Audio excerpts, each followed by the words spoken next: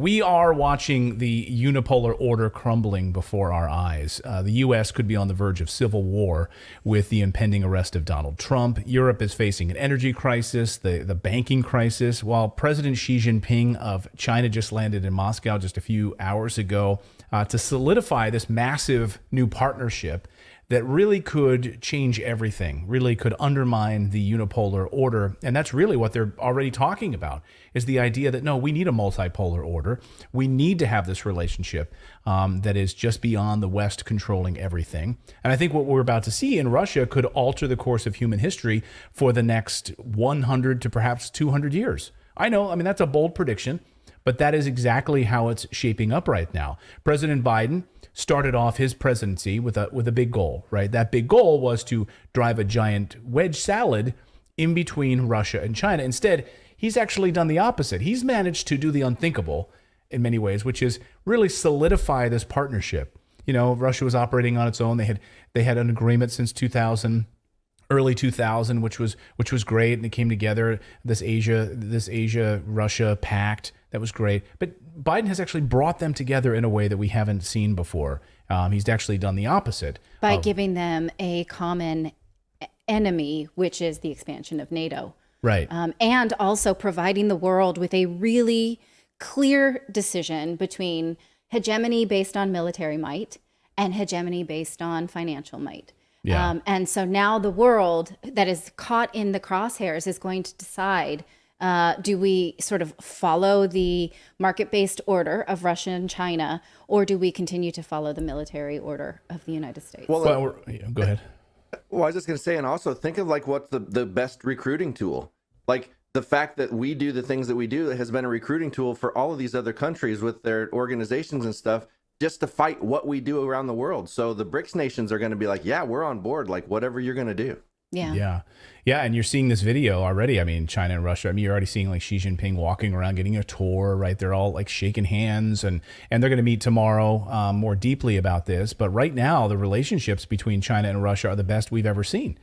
Just to give you an example of the love fest, Putin wrote an article on Sunday praising the relationship with China and Xi Jinping. That article was published in China's main newspaper. And Xi then wrote an equally effusive piece about Putin that was published in Russian newspapers. Just think about that for a second. Both articles talk about how much they like working with one another, how relations between the two countries are the best that they've ever been. Just for a minute, could you imagine the king of Saudi Arabia, right, writing a love letter like that before Biden visits Riyadh? Could you imagine that happening? No, but I can imagine it if we're going to make love buddies. Trudeau and Biden would do that for each other. Perhaps. Yeah, absolutely. Yeah, I guess, that makes more sense.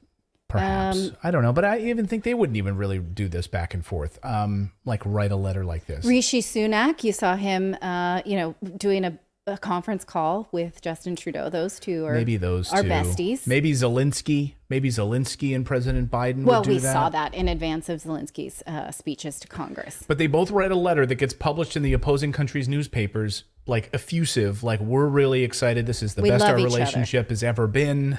Like, okay. I just can't picture that. It's unbelievable. Also worth noting that both articles written by both men talk about Ukraine. And they talk about how they're both open to peace there. Xi, in his, said he sees a path to peace, and Putin says he's been pushing for peace. Imagine how pissed the U.S. would be if China actually manages to negotiate a peace agreement between Ukraine and Russia. Imagine. Which is something the United States absolutely could do, but refuses to. Oh, they absolutely could. They could have not started this war to begin with, the United States, and provoking Russia into this. This would piss the hell out of NATO, though, if China does this and manages to broker a peace agreement with Ukraine. But of course, the United States and NATO doesn't want that because they want to use Ukraine as a proxy for years to come, for many, many decades to come. Even John Kirby this weekend, National Security Advisor to President Biden, said, we're not open to any kind of ceasefire in Ukraine. We're not open to it. We all want every Ukrainian to be dead before we start talking about peace. That's basically what he said. Watch. That if coming out of this meeting, there's some sort of call for a ceasefire. Well, that's just going to be unacceptable, because all that's going to do, Mike, is ratify Russia's conquest to date. All that's going to do is give Mr. Putin more time to refit, retrain, reman, and try to plan for renewed offensives at a time of his choosing. We hope, and we've said this before, that President Xi will call and talk to President Zelensky, because we believe the Chinese need to get the Ukrainian perspective here. Mm-hmm. Oh, okay. I mean, President Putin did actually visit Crimea, and he visited the Donbass over the weekend. And the Western press continues to tell you that these are seized areas, forgetting the fact that there was a referendum vote, and those people did, in fact, vote to become a part of Russia. But, you know, the line here is we can't just let them keep them. We must fight until those places become reintegrated into Ukraine, when there's no military mission in order to do that. You're absolutely right, because, I mean, it was hilarious to read the press headlines. So President Putin went to Mariupol, which was destroyed. And then Russia came in, and by the way, largely destroyed by Ukrainian shelling of this area. Russia came in and basically rebuilt it.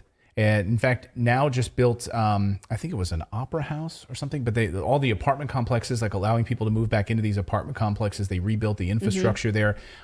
You know, it's not ideal, right, that they had their homes destroyed. But of course, this was the move by Russia to come in and solidify this area. But the Western media coverage is Putin visits occupied Mariupol. It's occupied. No, those people voted to become part of Russia. Who cares what they want? Well, and who destroyed the apartments and houses? Exactly. That's important. Right. Ukraine did.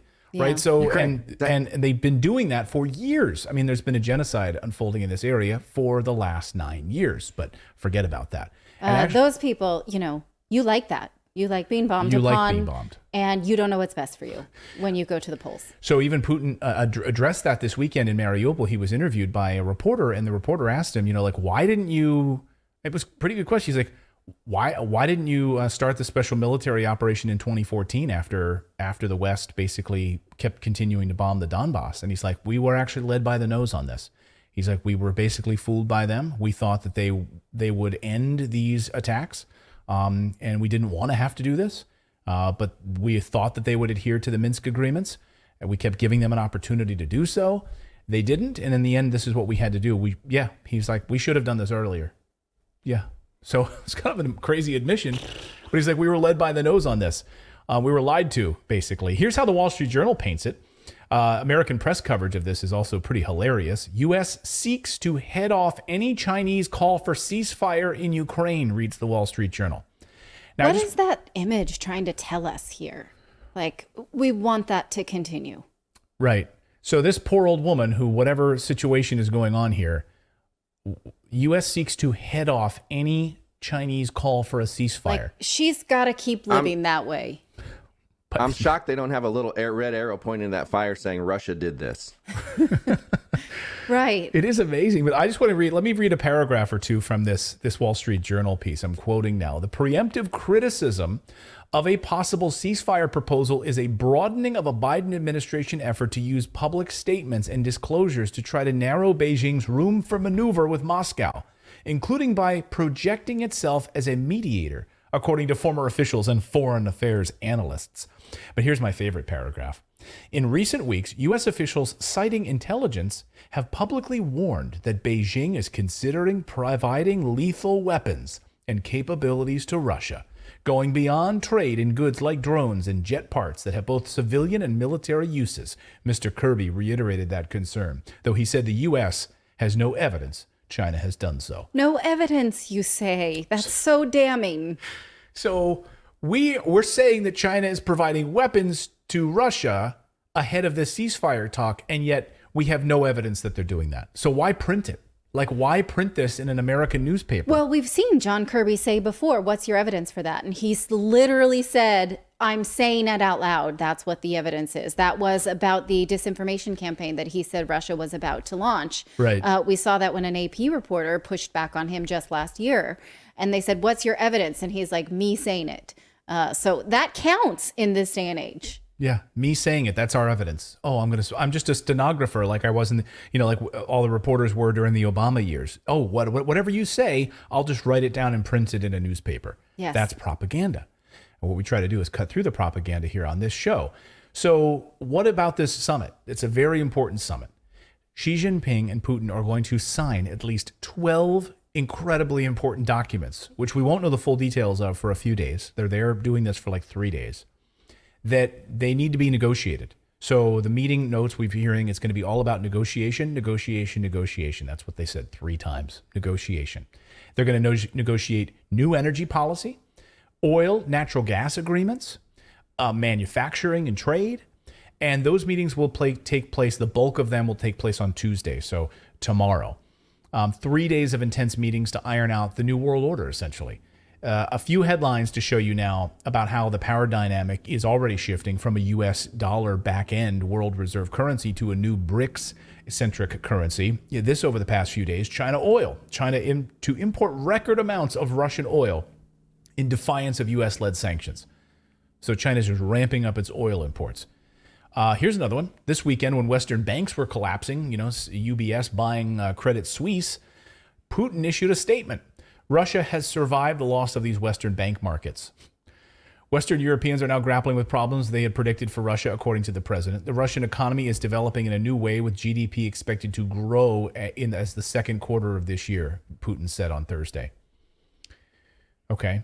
So while the West is dealing with all of the craziness of fake money and money printing, according to them, they say their GDP will continue to grow, I guess, but we'll have to rely on Russian numbers. The Putin's saying that, so maybe we won't know, but okay, that's what he's saying. But think about who's watching for this. The United States is watching in kind of a jealous way, but there are other countries, other nations whose economies have suffered, for instance, Argentina, who are saying if they can do this, if they can solidify a new hegemonic currency, we're in. Argentina has already said that they would like to join BRICS nation. Think about Mexico with the suffering economy. Think about all. Well, Mexico announced a week ago that they're ready to go to BRICS. Yes. So there was an African nation that, I'm sorry, it eludes me at this point. So there are many countries that are resource rich that are ready and are watching. So it's not just, we're covering this because we are American citizens from the eye of like, what's this going to do to this central of power?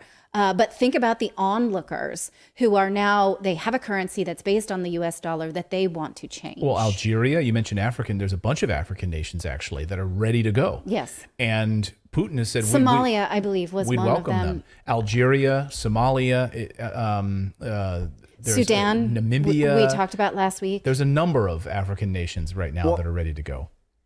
This is the old bully on the playground story coming to fruition, because it's like all these other countries have been so scared to stand up to the bully, which is the United States, and finally there's someone that's going to punch us in the nose and knock us down a few pegs. And once these countries see that that's possible, they're going to get in line with them, because it makes more sense to be aligned with them. They're not going to. Maybe they will eventually, but they're not sanctioning them. They're not going and overthrowing their governments, all the stuff we do. Yeah, it's like, Marty, it's like George McFly finally punching Biff in the face, Right. Exactly. Like, get your damn hands off of her. Right. It's like, And it changes history. It is our density. So Russia and China, and here's another one. There's 2 more headlines I want to show you. Russia and China trade on pace to hit $200 billion this year. Economic cooperation between the two nations has strengthening amid outside pressure. $200 billion, a new record. And here's China dumping American debt, according to U.S. Treasury data. So this is from the U.S. Treasury last week, and they released this on Wednesday of last week. The figures show that China has been dumping U.S. Treasuries because, well, guess what happens? If the United States freezes assets, then those U.S. Treasuries they bought are frozen. So China's like, well, these things are starting to become worthless anyway, so why don't we dump them? And they've been doing that in this is the biggest dumping yet of U.S. Treasuries, moving away from that towards their own BRICS currency backing. Pretty crazy. Yeah. Yeah. So we'll keep our eye on this summit again over the next few days. We just had word just a few minutes ago, actually, that they issued like a joint statement saying that the United States is the common threat to both Russia and China's sovereignty. Right. And we're going to hear the words a lot, NATO aggression. Right. How are they considering moving against NATO aggression? And again, it's not just this centralized area, but it's all member of countries in South America, in Central America that want the same, that just want to be sovereign and not controlled by NATO goals. And their message, of course, coming out of the summit is multipolar, right? That every country should have the right to their own sovereignty, right? Not this unipolar, globalist, World Economic Forum-backed, United States-backed unipolar order with, one currency, this central bank digital currency. And so we'll keep our eye on what comes out of this. Watch also how the Western media is covering this over the next 24 to 48 hours. Will you get any sort of fair coverage about it at all? We've kind of outlined a few pieces of propaganda already that you're hearing about it, but we're going to cover it fairly. I mean, we're going to cover exactly what comes out of this meeting and not put any propagandic spin on it here on this show. Well, and they're probably going to be pretty good negotiations because it looks like it's starting off with a shot of vodka. I don't know if you saw that. Vodka. Did you hear what was it? One of the football players for Russia was saying that like he was, what do you call, the black spider or something like that? He plays every game. Before every game, he takes a shot of vodka. Ooh. He's like, it loosens up my muscles. It loosens up my muscles. I don't know about that. It must loosen up their negotiation muscles. I mean, it makes you so much slower. Yeah. Like, I don't understand how that could work. Did you see? But if Russians have it for breakfast, I'm sure they're like used to it. It's like. I don't think it works like that. I don't know. Did I see what? Never mind. We'll talk about vodka another time. Thank you so much for watching this segment here at Redacted. We are live every day at 4 p.m. Eastern Time, trying to share the stories that the mainstream media will not cover. You should also come over and join our community of Redacted Rebels over at redacted.inc. That's our private locals community where we can share exclusive content that we simply cannot share here on YouTube. Come over and join the rebellion together right now by going to redacted.inc. We'll see you next time.